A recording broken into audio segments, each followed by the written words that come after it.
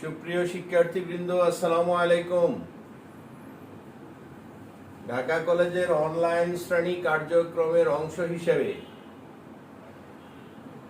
রাষ্ট্রবিজ্ঞান বিভাগের পক্ষ থেকে আমি তোমাদেরকে শুভেচ্ছা জানাচ্ছি। আমি অধ্যাপক মোহাম্মদ আফরোজ মিয়া, রাষ্ট্রবিজ্ঞান বিভাগ, ঢাকা কলেজ, ঢাকা। আমি আজকে অনার্স থার্ড ইয়ারের একটি বিষয়ের উপরে আলোচনা করব। বিষয়টি হচ্ছে political and constitutional development in Bangladesh 1971 to till date, PS 301। আমাদের আজকের আলোচ্য সূচি হচ্ছে military intervention in Bangladesh politics. শিক্ষার্থীবৃন্দ, আমি সামরিক বাহিনী বাংলাদেশের রাজনীতিতে হস্তক্ষেপের বিষয়ে আলোচনার পূর্বে সামরিক বাহিনীর একটি সংক্ষিপ্ত পরিচিতি তোমাদের সামনে তুলে ধরতে চাই।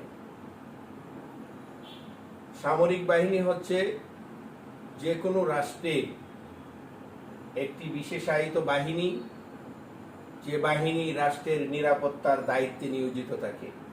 রাষ্ট্রের সার্বভৌমত্ব এবং রাষ্ট্রের যে নিরাপত্তা সেটা রক্ষার জন্য এই বাহিনী নিয়োজিত থাকে। এই বাহিনী বিশেষভাবে প্রশিক্ষণপ্রাপ্ত, রাষ্ট্রের সার্বভৌমত্বের প্রতি অঙ্গীকারাবদ্ধ এবং রাষ্ট্রের স্বাধীনতা ও সার্বভৌমত্ব রক্ষায় তাদের যে দৃঢ় প্রত্যয়, সেই প্রত্যয় নিয়েই তারা এই বাহিনীতে কাজ করে। এই বাহিনী রাষ্ট্রের একটি গুরুত্বপূর্ণ অঙ্গ। দেশের প্রতিরক্ষা বিষয় যেটা অত্যন্ত গুরুত্বপূর্ণ, সেই প্রতিরক্ষা বিষয়ে কে লক্ষ্য রেখেই সামরিক বাহিনী গঠন করা হয় এবং সেটাকে তৈরি করা হয়। শিক্ষার্থীবৃন্দ, তো সেই সামরিক বাহিনী যে কোনো রাষ্ট্রের, যে কোনো স্বাধীন সার্বভৌম রাষ্ট্রের একটি অপরিহার্য অঙ্গ হিসাবে বিদ্যমান থাকে। কিন্তু কখনো কখনো দেখা যায় যে এই সামরিক বাহিনী রাষ্ট্রের যে রাজনৈতিক প্রক্রিয়া বা রাজনৈতিক ব্যবস্থা, সেই ব্যবস্থায় হস্তক্ষেপ করে বসে। কখনো কখনো ক্ষমতা দখল করে, ক্ষমতা দীর্ঘায়িত করে এবং গণতান্ত্রিক ব্যবস্থার জন্য হুমকি হয়ে দাঁড়ায়। আমরা এই বিষয়ে আজকে আলোচনা করব। তার আগে আমরা সামরিক বাহিনীর কিছু বৈশিষ্ট্য নিয়ে আমরা আলোচনা করি। তোমরা দেখো, আমি এখানে কয়েকটা পয়েন্ট সন্নিবেশ করেছি। সেটা হচ্ছে সামরিক বাহিনীর প্রথম বৈশিষ্ট্য হচ্ছে এটা একটা বিশেষায়িত বাহিনী। সমরাষ্ট্রের উপর তাদের একচেটি আধিপত্য থাকে। সমরাষ্ট্র বলতে আমি এখানে যুদ্ধাস্ত্র বলতে চাই। আধুনিক অস্ত্র শস্ত্র যেগুলো, সেগুলোর উপরে তাদের একচেটি আধিপত্য থাকে। তাদের বিশেষায়িত ট্রেনিং দেওয়া হয়, যে ট্রেনিং অন্য কোনো সংগঠনকে দেওয়া হয় না। তাদের ট্রেনিং এতই বিশেষায়িত যে তারা যে কোনো সমস্যা বা যে কোনো সংকট মোকাবেলায় তড়িৎ সিদ্ধান্ত নিয়ে সেটা মোকাবেলা করতে পারে এবং সমস্যার সমাধান করতে পারে। এই জন্য এটা বিশেষায়িত ট্রেনিং প্রাপ্ত একটা বাহিনী। তাদেরকে উচ্চ সুযোগ সুবিধা প্রদান করা হয় যেহেতু তারা বিশেষ দায়িত্ব পালন করে এবং কখনো কখনো জীবনের ঝুঁকি নিয়ে তারা এই সমস্ত দায়িত্ব পালন করে। কাজেই তাদেরকে উচ্চ সুযোগ সুবিধা প্রদান করা হয় যাতে করে তারা এই দায়িত্ব এবং কর্তব্যের প্রতি তারা মনোনিবেশ করতে পারে এবং নিঃসংকোচে যেন তারা এই দায়িত্ব পালন করতে পারে। এই জন্য তাদেরকে উচ্চ সুযোগ সুবিধা প্রদান করা হয়। তাদের মধ্যে কঠোর নিয়ম শৃঙ্খলা অনুসরণ করা হয়। সাধারণত সামরিক বাহিনীর মধ্যে যে নিয়ম শৃঙ্খলা থাকে সেটা হচ্ছে বিশেষায়িত, কারণ এই নিয়ম শৃঙ্খলা ভঙ্গ করার কোনো সুযোগ নেই। প্রথম থেকে শুরু করে শেষ পর্যন্ত, ছোট থেকে বড়, গ্রুপ থেকে গ্রুপ, দল থেকে দল, প্রত্যেকটা ক্ষেত্রে কঠোর নিয়ম শৃঙ্খলা অনুসরণ করা হয় এবং এই জন্য এরা কঠোর নিয়ম শৃঙ্খলা অনুসরণ করতে অভ্যস্ত। তাদের মধ্যে চেইন অফ কমান্ড থাকে। এখানে চেইন অফ কমান্ডের কোনো ব্যত্যয় ঘটে না। উপর থেকে নিচ পর্যন্ত প্রত্যেকটা স্তরে স্তরে যে কমান্ড প্রদান করা হয় প্রত্যেকটা বাহিনী তাদের অত্যন্ত দক্ষতার সাথে এবং দায়িত্বের সাথে সেই কমান্ড অনুসরণ করার বা পালন করার চেষ্টা করে।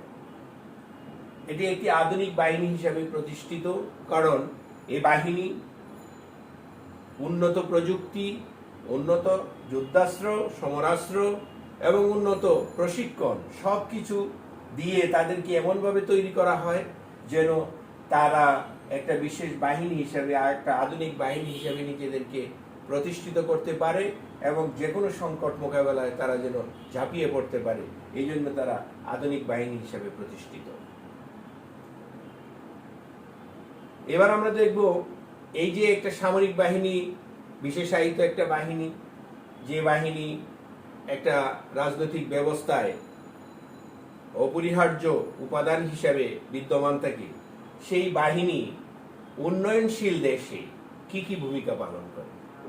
আমরা জানি উন্নয়নশীল দেশ হচ্ছে সেই সমস্ত দেশ যারা উন্নত ছিল না কিন্তু উন্নয়নের দিকে এগিয়ে যাচ্ছে আস্তে আস্তে, সেই সমস্ত দেশকে আমরা বুঝে থাকি। এই সমস্ত উন্নয়নশীল দেশের অর্থনীতি খুব একটা মজবুত থাকে না, তাদের ভিত নড়বড়ে থাকে এবং তাদের রাজনৈতিক ব্যবস্থায় যে রাজনৈতিক নেতৃত্ব, সেই নেতৃত্বের মধ্যে একটু দুর্বলতা থাকে। কখনো কখনো দেখা যায় যে রাজনৈতিক ব্যবস্থা স্থিতিশীল ব্যবস্থা থাকে না, কিংবা রাজনৈতিক প্রতিষ্ঠানগুলো খুব সুদৃঢ় ভিত্তির উপর প্রতিষ্ঠিত হয় না। এবং সেই সমস্ত ক্ষেত্রে যে সামরিক বাহিনী একটা বিশেষায়িত বাহিনী হিসেবে দেশের উন্নয়ন প্রক্রিয়ায় তারা অংশগ্রহণ করে এবং দুর্বল এলিট এবং রাজনৈতিক নেতৃত্ব যারা, তাদেরকে সহযোগিতা করে নতুন নতুন পরিকল্পনা প্রণয়ন করে একটা দেশকে উন্নয়নের দিকে এগিয়ে নিয়ে যেতে তারা সাহায্য করে। এটা হচ্ছে উন্নয়নশীল দেশের সামরিক বাহিনীর ভূমিকা। কখনো কখনো তারা দেখা যায় যে সিদ্ধান্ত গ্রহণ প্রক্রিয়ায় বিভিন্ন ক্ষেত্রে অংশগ্রহণ করে থাকে এবং রাজনৈতিক নেতৃত্বকে সাহায্য সহায়তা করে। কখনো কখনো নিজেদের ভূমিকাকে প্রধান ভূমিকা হিসেবে আরোপিত করে তারা সিদ্ধান্ত গ্রহণ প্রক্রিয়া ত্বরান্বিত করে। কাজেই এখানে আমরা দেখি যে উন্নয়নশীল দেশে সামরিক বাহিনী একটা বিশেষ ভূমিকায় অবতীর্ণ হয় এবং একটা দেশকে উন্নয়নের দিকে এগিয়ে নিয়ে যেতে সাহায্য করে থাকে। এক্ষেত্রে সবসময় তারা নিজেদেরকে একটা সংগঠিত এবং একটা প্রতিষ্ঠিত বাহিনী হিসাবে প্রকাশ করার চেষ্টা করে এবং তাদের যে ভূমিকা, সেই ভূমিকাটাকে একটি শক্ত ভূমিকা হিসাবে চিহ্নিত করার চেষ্টা করে। তারপরে আমরা দেখব বাংলাদেশের রাজনীতি সামরিক বাহিনীর ভূমিকা কেমন। বাংলাদেশের রাজনীতিকে যদি আমরা বিশ্লেষণ করি তাহলে তিনটা পর্যায়ে আমরা সামরিক বাহিনীকে ব্যাখ্যা করতে হবে। একটা হচ্ছে পাকিস্তানি শাসন আমলে সামরিক বাহিনী, স্বাধীনতা যুদ্ধে সামরিক বাহিনী এবং স্বাধীনতার পরে সামরিক বাহিনী। এই তিনটা পর্যায়ে যদি আমরা সামরিক বাহিনীকে অ্যানালাইসিস করি তাহলে তাদের ভূমিকা সঠিকভাবে মূল্যায়ন করা যাবে। পাকিস্তানি শাসন আমলে যে সামরিক বাহিনী ছিল সেটা ছিল পাকিস্তানের সামরিক বাহিনী এবং সেই বাহিনীতে পূর্ব পাকিস্তান তথা এই বাংলার মানুষের খুব একটা অংশগ্রহণ ছিল না। আমরা যদি ইতিহাস পর্যালোচনা করি তাহলে দেখি যে পশ্চিম পাকিস্তানি শাসক চক্র তাদের সেই সামরিক বাহিনীর যে সদস্য তারা নিয়োগ দিত, তারা বেশিরভাগ ক্ষেত্রেই দীর্ঘদেহী সুঠাম দেহের অধিকারী ব্যক্তিদেরকে সামরিক বাহিনীতে রিক্রুট করতো এবং সেক্ষেত্রে পাকিস্তানের পাঞ্জাব অংশের লোকজনদেরকে বেশি প্রায়োরিটি দেওয়া হতো। তারপরে অন্যান্য প্রদেশ থেকেও কিছু কিছু সদস্য নিয়োগ দেওয়া হতো, কিন্তু তুলনামূলকভাবে পাঞ্জাব প্রদেশের পাঞ্জাব অংশের যে সদস্যরা তারাই ছিল বেশিরভাগ ক্ষেত্রে অগ্রণী ভূমিকায় থাকতো। তো সেখানে আমরা দেখি যে এই পাকিস্তানি বাহিনী সংখ্যার দিক থেকে তারা অনেক বেশি ছিল, অর্থাৎ পূর্ব পাকিস্তানের যে সামরিক বাহিনী ছিল সেই সামরিক বাহিনী ছিল সংখ্যায় খুবই নগণ্য এবং তাদেরকে একটি বিশেষ দৃষ্টিভঙ্গি দিয়ে তাদেরকে প্রশিক্ষণ দিয়ে তৈরি করা হতো। ফলে দেখা গেছে যে পাকিস্তানি শাসন আমলে যে সামরিক বাহিনী তৈরি করা হয়েছিল সেটা একটা রাষ্ট্রের অর্থাৎ একটা যুক্তরাষ্ট্রীয় ব্যবস্থার সুষম উন্নয়ন প্রক্রিয়ায় সামরিক বাহিনী যে ভূমিকা পালন করে পাকিস্তানি সামরিক বাহিনী সেই ভূমিকা পালন করতে পারেনি। তারপরে আমরা দেখি স্বাধীনতা যুদ্ধের সামরিক বাহিনী। স্বাধীনতা যুদ্ধে যে সামরিক বাহিনী সেটা হচ্ছে যে পাকিস্তানি শাসনামলে এদেশের মানুষের মধ্য থেকে যে কিছু সংখ্যক সদস্য সামরিক বাহিনীতে নিয়োগ দেওয়া হয়েছিল তাদেরকে বিশেষ দৃষ্টিভঙ্গিতে প্রশিক্ষিত করার ফলেও যখন এদেশের স্বাধীনতা যুদ্ধের সূত্রপাত ঘটে, অর্থাৎ আমরা যখন বঙ্গবন্ধু শেখ মুজিবুর রহমানের ডাকে স্বাধীনতা যুদ্ধে ঝাঁপিয়ে পড়ি, তখন পাকিস্তানি সামরিক বাহিনীতে যে সমস্ত এদেশীয় সদস্য ছিল তারা মাতৃভূমির স্বাধীনতার ডাকে তারা ছুটে আসে এবং তারা স্বাধীনতা যুদ্ধে অংশগ্রহণ করে। অনেকেই পালিয়ে আসে, অনেকেই চাকরির মায়া ত্যাগ করে স্বাধীনতা যুদ্ধে ঝাঁপিয়ে পড়ে এবং দেশ মাতৃকাকে উদ্ধার করার জন্য নিজেদেরকে নিয়োজিত করে। আবার অনেকে স্বাধীনতার পর কোনো কারণে, বিভিন্ন কারণে তারা যখন স্বাধীনতা যুদ্ধে অংশগ্রহণ করতে পারেনি, কিন্তু স্বাধীনতা অর্জন করার পর তারা সে দেশের সামরিক বাহিনী থেকে পদত্যাগ করে কিংবা সে সামরিক বাহিনী থেকে পালিয়ে এসে কিংবা সামরিক বাহিনী কে ইস্তফা দিয়ে তারা এদেশে চলে আসে এবং এদেশের সামরিক বাহিনী প্রতিষ্ঠা করার জন্য তারা নিজেদের ভূমিকা তারা রাখে। আর স্বাধীনতার পরের যে সামরিক বাহিনী, সেই সামরিক বাহিনী বঙ্গবন্ধু শেখ মুজিবুর রহমান 1971 সালে নভেম্বর মাসে থেকে তিনি সেই প্রক্রিয়া শুরু করেন এবং 1972 সালে দেখা যায় যে একটা সামরিক বাহিনী প্রতিষ্ঠা করার জন্য বঙ্গবন্ধু প্রচেষ্টা গ্রহণ করেন এবং একটা প্রশিক্ষিত সুন্দর বাহিনী গঠন করে এদেশের স্বাধীনতা ও সার্বভৌমত্বকে সুরক্ষিত করার জন্য এদেশের যুদ্ধ বিধ্বস্ত দেশের পুনর্গঠনের জন্য এই বাহিনীকে কিভাবে কাজে লাগানো যায় সেই প্রচেষ্টা থেকে একটি সুন্দর সামরিক বাহিনী গঠনের প্রচেষ্টা গ্রহণ করেন এবং এদেশের সামরিক বাহিনী সেই ভূমিকা পালনে তারা এগিয়ে আসে এবং এদেশকে একটা সুন্দর রাষ্ট্র হিসেবে প্রতিষ্ঠা করার তাদের ভূমিকা পালন করে। এবার আমরা দেখব যে বাংলাদেশের রাজনীতিতে যে সামরিক বাহিনীর হস্তক্ষেপ, বিভিন্ন কারণে একটা দেশের রাজনীতিতে সামরিক বাহিনী হস্তক্ষেপ করে। আমরা দেখেছি যে আমরা দেখি যে যখন একটা সামরিক বাহিনী একটা রাজনীতিতে হস্তক্ষেপ করে তখন সেই রাজনৈতিক হস্তক্ষেপের পিছনে অনেকগুলো কারণ বিদ্যমান থাকে। কেন সামরিক বাহিনী রাজনীতিতে হস্তক্ষেপ করে আমরা যদি দেখি কারণ কি, তার এখানে আমি কতগুলো পয়েন্ট উত্থাপন করেছি, তোমরা খেয়াল করবে যে প্রথমত হচ্ছে রাজনৈতিক সামরিক বাহিনী যখন রাজনৈতিক উচ্চাকাঙ্ক্ষা দেখা দেয় তখন তারা রাজনীতিতে হস্তক্ষেপ করার সুযোগ পায় বা সুযোগ তৈরি করে বা হস্তক্ষেপ করে। তারপরে হচ্ছে দীর্ঘকালীন সংকট, যে রাজনৈতিক ব্যবস্থায় দীর্ঘকালীন সংকট বিদ্যমান থাকে, এই সংকট মোকাবেলায় বিদ্যমান রাজনৈতিক নেতৃত্ব যখন ব্যর্থ হয় কিংবা রাজনৈতিক ব্যবস্থা তখন ব্যর্থতার পরিচয় দেয়, তখন সামরিক বাহিনী রাজনীতিতে হস্তক্ষেপ করার সুযোগ পায় এবং রাজনীতিতে হস্তক্ষেপ করে। তারপরে হচ্ছে রাজনৈতিক শূন্যতা। অনেক সময় দেখা যায় যে রাজনৈতিক পট পরিবর্তন, একটা রাজনৈতিক ব্যবস্থায় যখন রাজনৈতিক পট পরিবর্তন হয়, বাংলাদেশের রাজনীতির পট পরিবর্তনটা ছিল খুবই স্বাভাবিক বিষয়।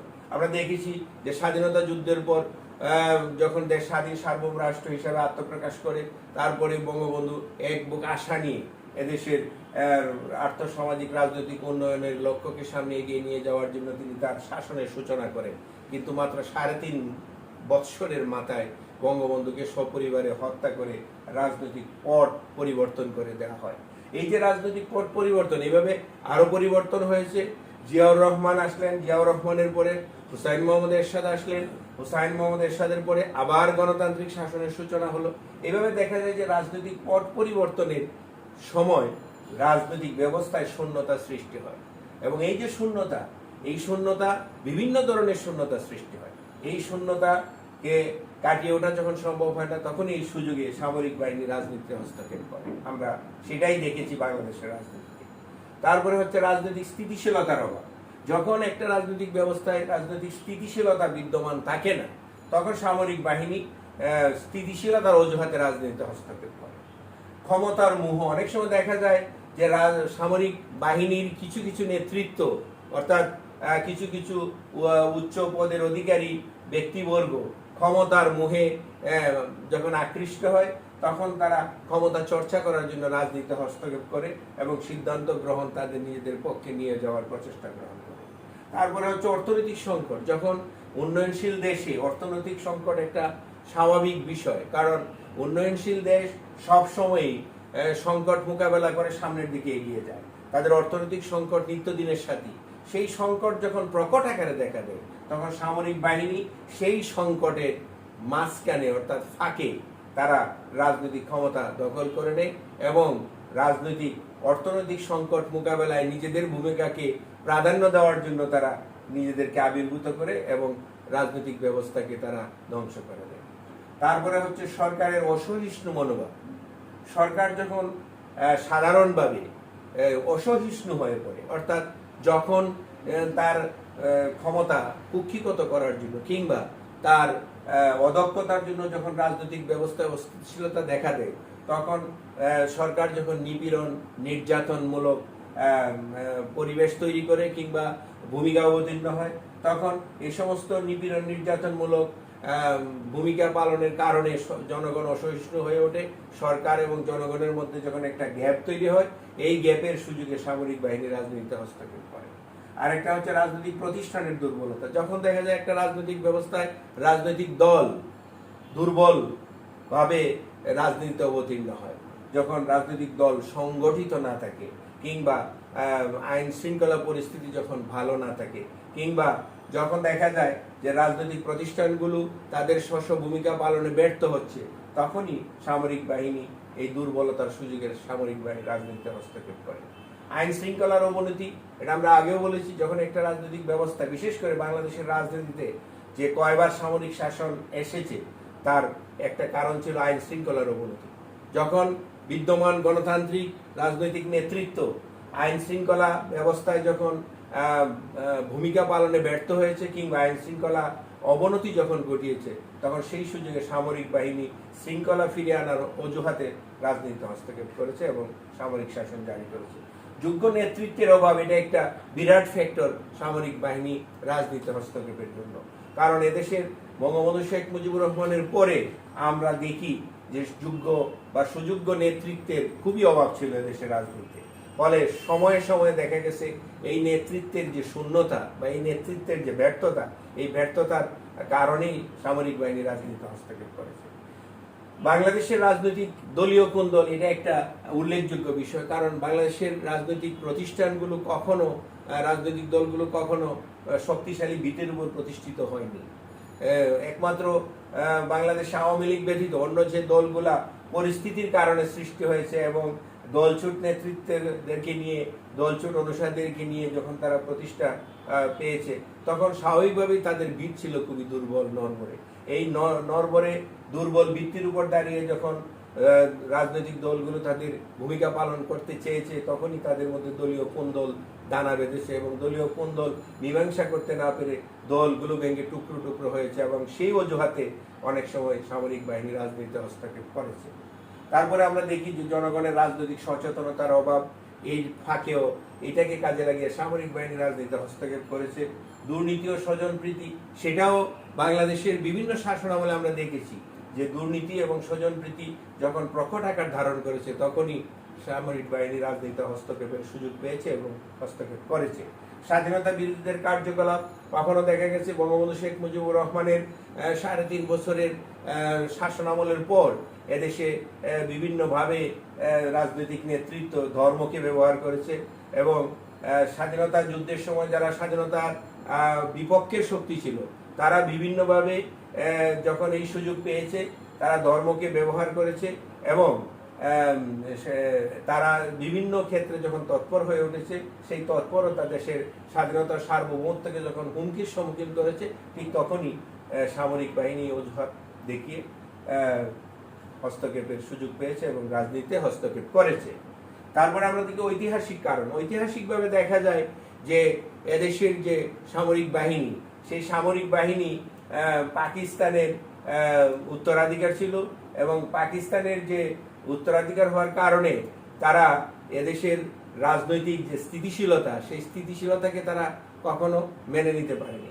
তখন তারা, আমরা দেখেছি যে পাকিস্তানের রাজনীতিতে যে 1947 সনের পর থেকে কিছু সময় ব্যতীত গোটা পুরা সময়টাই ছিল সামরিক বাহিনীর দখলে, এবং সেই উত্তরাধিকার এদেশের সামরিক বাহিনীও কিছুটা পেয়েছিল, এবং সেই কারণে তারা সবসময় চিন্তা করেছে কিভাবে রাজনীতিকে কবজা করা যায় এবং সিদ্ধান্ত গ্রহণ প্রক্রিয়ায় নিজেকে সবসময় যাতে জড়িত রাখা যায়, সেই প্রক্রিয়া থেকে তারা রাজনীতিতে হস্তক্ষেপ করেছে। আর আরেকটা ছিল সাম্রাজ্যবাদী শক্তির প্রভাব। সবসময় সাম্রাজ্যবাদী শক্তি কোনো বিশেষ গোষ্ঠীকে কাজে লাগিয়ে একটা দেশের রাজনীতি অর্থনীতিকে নিয়ন্ত্রণের প্রচেষ্টা গ্রহণ করে, সেই সুযোগটা নিয়েছে সময় সময়ে বাংলাদেশের রাজনীতিতে। এবং সেই যখনই দেখা গেছে যে একটি রাজনৈতিক দল যখন একটা দেশের, বাংলাদেশের শাসন ব্যবস্থায় যখন নিজেকে পাকাপোক্ত করার চেষ্টা করেছে, ঠিক তখনই তারা একটা প্রতিষ্ঠিত সামরিক বাহিনীকে লেলিয়ে দিয়ে, অর্থাৎ সামরিক বাহিনীর শক্তিকে ব্যবহার করে তারা ওই রাজনৈতিক স্থিতিশীলতাকে নষ্ট করার চেষ্টা করেছে, এবং সে কারণেও বাংলাদেশের রাজনীতিতে সামরিক বাহিনীর হস্তক্ষেপ ঘটেছে। সামরিক বাহিনীর রাজনীতিতে হস্তক্ষেপের ফলাফল কি, এটা যদি আমরা আলোচনা করি তাহলে আমরা দেখি যে সামরিক বাহিনী রাজনীতিতে হস্তক্ষেপ করেছে, ক্ষমতা দখল করেছে, গণতান্ত্রিক ব্যবস্থার পতন ঘটিয়ে সামরিক ব্যবস্থা তারা কায়েম করেছে, এবং সেখানে তারা যে কাজটি করেছে সেটা হচ্ছে আধুনিকীকরণের কাজগুলো তারা সম্পন্ন করেছে। নগরায়নের প্রক্রিয়া সম্পন্ন করেছে, তারপর রাস্তাঘাট, ব্রিজ, কালভার্ট, বিভিন্ন বিল্ডিং নির্মাণ, অবকাঠামো নির্মাণ, এইগুলোর মাধ্যমে তারা একটা রাজনৈতিক ব্যবস্থায় জনসাধারণের দৃষ্টি আকৃষ্ট করার চেষ্টা করেছে, এবং আধুনিকীকরণের যে প্রক্রিয়া সেটা তারা সম্পন্ন করেছে। এটা একটা ভালো দিক সামরিক বাহিনীর রাজনীতিতে হস্তক্ষেপের ফলে।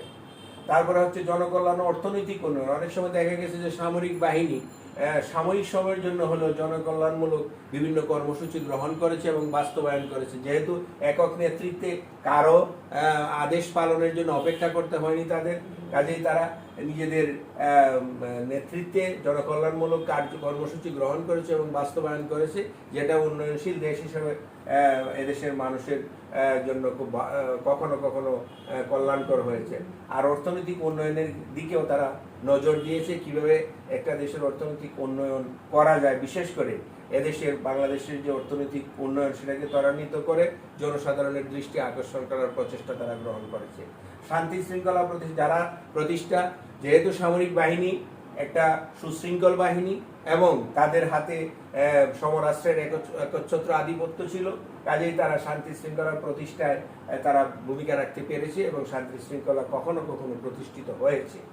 নতুন নতুন উন্নয়ন পরিকল্পনা প্রণয়ন করেছে এবং এর মাধ্যমে জনসাধারণকে উৎসাহিত করেছে যে সামরিক বাহিনীর দ্বারা অনেক পরিকল্পনা প্রণয়ন করা যায় এবং বাস্তবায়ন করা যায়। ফলে সামরিক বাহিনীর প্রতি নতুন করে জনসাধারণের যে আস্থা, সেই আস্থা অর্জনের প্রচেষ্টা তারা গ্রহণ করেছে। আর রাজনীতিতে স্থায়ীভাবে থেকে যাওয়ার প্রবণতা, অনেক সময় দেখা গেছে যে উপরের যে বিষয়গুলা, সেই বিষয়গুলাকে যখন তারা বেশি গুরুত্ব দিয়েছে, জনসাধারণের সামনে তুলে ধরার চেষ্টা করেছে, এবং এটার মূলে যে কাজটা ছিল সেটা ছিল যে রাজনীতিতে স্থায়ীভাবে সামরিক বাহিনীকে রেখে দেওয়া যায় কিনা। অর্থাৎ একটা রাজনৈতিক ব্যবস্থায় সামরিক বাহিনী যখন আসে তখন তারা স্থায়ীভাবে থেকে যাওয়ার জন্য যে প্রক্রিয়া, সেই প্রক্রিয়া তারা গ্রহণ করেছে এবং বিভিন্ন সময় তারা সফল হয়েছে, সাকসেস হয়েছে। সেটাই হচ্ছে রাজনীতিতে সামরিক বাহিনীর ফলাফল। এবার আমরা দেখব রাজনীতিতে সামরিক বাহিনীর হস্তক্ষেপের ফলে কিছু সমস্যার সৃষ্টি হয়েছে, এবং বাংলাদেশের রাজনীতিতে এটা এখন এই সমস্যাগুলা আমরা উত্তরাধিকার হিসেবে আমরা বহন করে চলছি। সেইগুলা হচ্ছে আইনের শাসনের অবমাননা, আইনের শাসনের যে রুল অফ ল, যেটা সামরিক শাসনে এই রুল অফ ল একেবারেই অনুপস্থিত ছিল। গণতান্ত্রিক সরকারের পতন, সামরিক বাহিনী যখন হস্তক্ষেপ করে স্বাভাবিকভাবেই গণতান্ত্রিক সরকার ব্যবস্থা ডিজলভ হয়ে যায়, পার্লামেন্ট ডিজলভ হয়ে যায়, মৌলিক অধিকার ডিজলভ হয়ে যায়, সবকিছু ডিজলভ হয়ে যায়। কাজেই গণতান্ত্রিক সরকারের পতন ঘটিয়েই সামরিক বাহিনী ক্ষমতা দখল করে। কাজে এখানে গণতন্ত্রের যে চর্চা সেটা ব্যাহত হয়। জরুরি আইন জারি, স্বাভাবিকভাবেই যখন সামরিক বাহিনী রাজনীতিতে হস্তক্ষেপ করে তখন জনসাধারণকে দমিয়ে রাখার জন্য কিংবা তাদেরকে থামিয়ে রাখার জন্য জরুরি আইন জারি করে, এবং এই জরুরি আইন হচ্ছে তাদের অস্ত্র, যে অস্ত্র দ্বারা জনসাধারণকে ঘরে বসিয়ে রাখা যায়। আরেকটা হচ্ছে রাজনৈতিক প্রতিষ্ঠান ধ্বংস। রাজনৈতিক প্রতিষ্ঠান ধ্বংস যখন সামরিক বাহিনী যখন রাজনীতিতে হস্তক্ষেপ করে তখন স্বাভাবিকভাবেই রাজনৈতিক প্রতিষ্ঠান, বিশেষ করে রাজনৈতিক দল, পার্লামেন্ট, আইন বিভাগ, বিচার বিভাগ, এগুলা ধ্বংস হয়ে যায়, অর্থাৎ ধ্বংসের দিকে ধাবিত হয়। আর আরেকটা হচ্ছে মৌলিক অধিকার খর্ব। স্বাভাবিকভাবেই সামরিক বাহিনী যখন রাজনীতিতে হস্তক্ষেপ করে মৌলিক অধিকার তখন খর্ব, অর্থাৎ জনসাধারণের কথা বলার অধিকার, মত প্রকাশের স্বাধীনতা, এগুলা খর্ব হয়। তারপরে অর্থনৈতিক সংকট।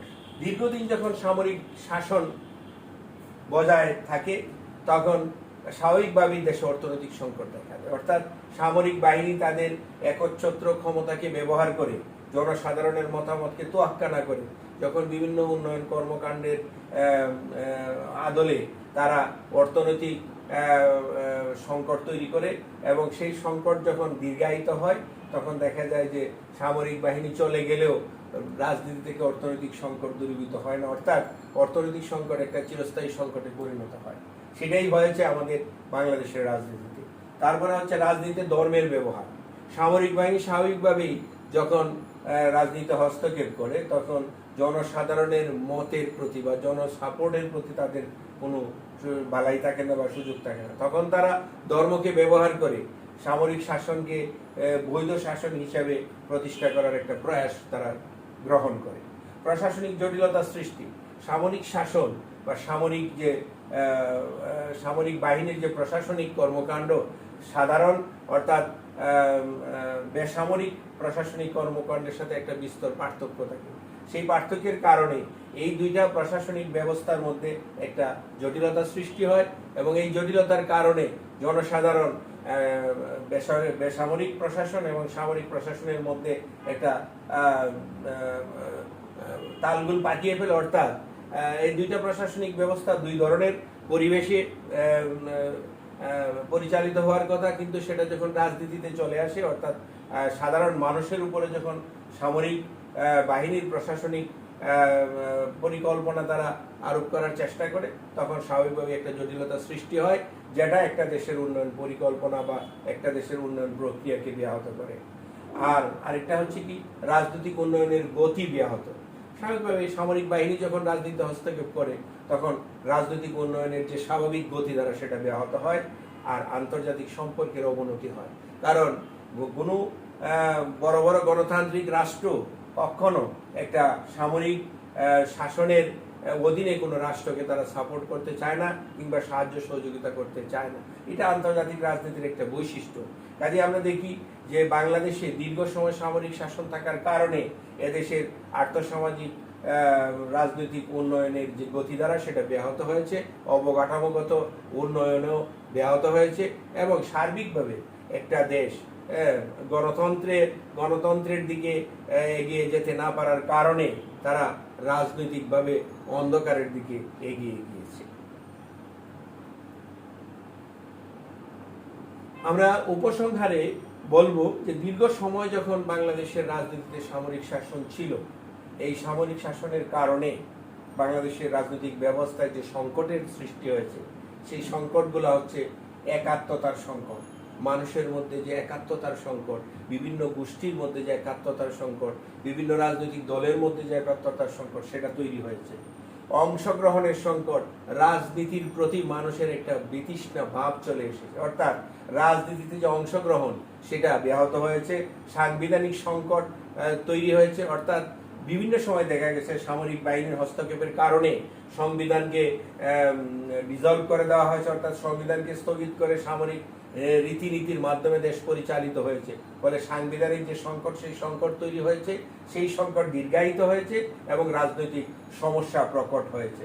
মতাদর্শগত সংকট, সামরিক বাহিনী বিভিন্ন সময়ে রাজনীতিতে হস্তক্ষেপ করে তাদের নীতি এবং আদর্শকে সামনের দিকে নিয়ে আসার জন্য তারা বিভিন্ন ধরনের মতাদর্শ গ্রহণ করেছে। ফলে গণতান্ত্রিক মতাদর্শের সাথে তাদের পার্থক্য বা তাদের বিভেদ তৈরি হয়েছে, এবং এই বিভেদগত মতাদর্শ নিয়েই যখন রাজনীতিতে তারা প্রতিষ্ঠা হওয়ার চেষ্টা করেছে, তখন রাজনৈতিক মতাদর্শগত সংকট তৈরি হয়েছে, যেটা আমাদের রাজনৈতিক ব্যবস্থায় একটা বিরাট সংকট, এবং এই সংকট এখনো কাটিয়ে ওঠা সম্ভব হচ্ছে না। তারপরে হচ্ছে নেতৃত্বের সংকট, কারণ নেতৃত্বের যে সংকট রাজনৈতিক ব্যবস্থায় আজকে আমাদের বাংলাদেশের রাজনীতিতে যে দেখা যায়, সেটা তৈরি হয়েছে এই সামরিক শাসনের কারণে। আর বন্টন সমস্যা, সেটাও একটা বড় সমস্যা তৈরি হয়েছে বিভিন্ন সময়ে, কারণ যখনই সামরিক বাহিনী রাজনীতিতে হস্তক্ষেপ করেছে, তখনই একটা দেশের আর্থসামাজিক রাজনৈতিক উন্নয়নের পরিবর্তে তাদের নিজেদের উন্নয়নকে তারা প্রাধান্য দিয়েছে, তাদের নিজেদের সুযোগ সুবিধাকে তারা প্রাধান্য দিয়েছে। ফলে দেশের সমুদয় সম্পদের যে বন্টন, সেই বন্টন ব্যবস্থা ব্যাঘাত সৃষ্টি হয়েছে, অর্থাৎ বেশিরভাগ সম্পদ তাদের নিজেদের অর্থনৈতিক, সামাজিক, রাজনৈতিক উন্নয়নে ব্যয়িত হওয়ার কারণে সার্বিক রাজনৈতিক সমস্যা যেটা, অর্থাৎ বন্টনের যে সমস্যা, সেটা রয়েই গিয়েছে, এবং জনসাধারণের মধ্যে সেই সমস্যাটা প্রকট আকার ধারণ করার কারণে আজকে আমরা স্বাধীনতার এত বছর পরেও আমরা উন্নয়নের দিকে খুব দ্রুত এগিয়ে যেতে পারিনি। কাজেই সামরিক বাহিনীর যে সামরিক শাসনের যে একটা সংকট, সেই সংকট আমাদের রাজনৈতিক ব্যবস্থায় আজও বিদ্যমান আছে।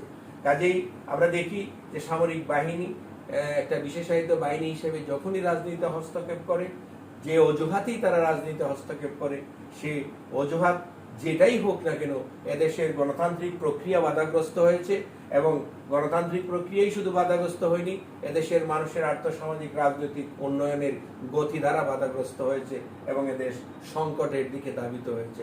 কাজে এই সংকট থেকে মোকাবেলার জন্য আমাদেরকে রাজনৈতিক, সামাজিক, অর্থনৈতিক উন্নয়ন ত্বরান্বিত করতে হবে, গণতান্ত্রিক ব্যবস্থাকে সুদৃঢ় করতে হবে, এবং সামরিক বাহিনীকে একটি বিশেষায়িত বাহিনী হিসাবে দেশের সার্বভৌমত্ব, স্বাধীনতা রক্ষায় সঠিক ভূমিকা পালনের সঠিক দিক নির্দেশনা প্রদান করতে হবে, এবং সেটা যখন সম্ভব হবে, তখনই আমাদের দেশ গণতান্ত্রিকভাবে উন্নয়নের দিকে দ্রুত এগিয়ে যেতে সক্ষম হবে। শিক্ষার্থীবৃন্দ, আমি রেফারেন্স বুক হিসাবে এই কয়েকটা বইয়ের নাম তোমাদের বলছি।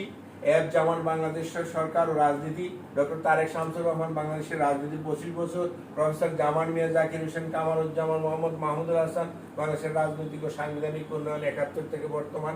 এই বইগুলো তোমরা দেখতে পারো, বাজারে আরো অনেক বই আছে, তোমরা দেখতে পারো। তাহলে এর উপরে তোমরা একটা ভালো জ্ঞান অর্জন করতে পারবে, এবং পরীক্ষায় ভালো ফলাফল অর্জন করতে পারবে। সবাইকে ধন্যবাদ। আল্লাহ হাফেজ।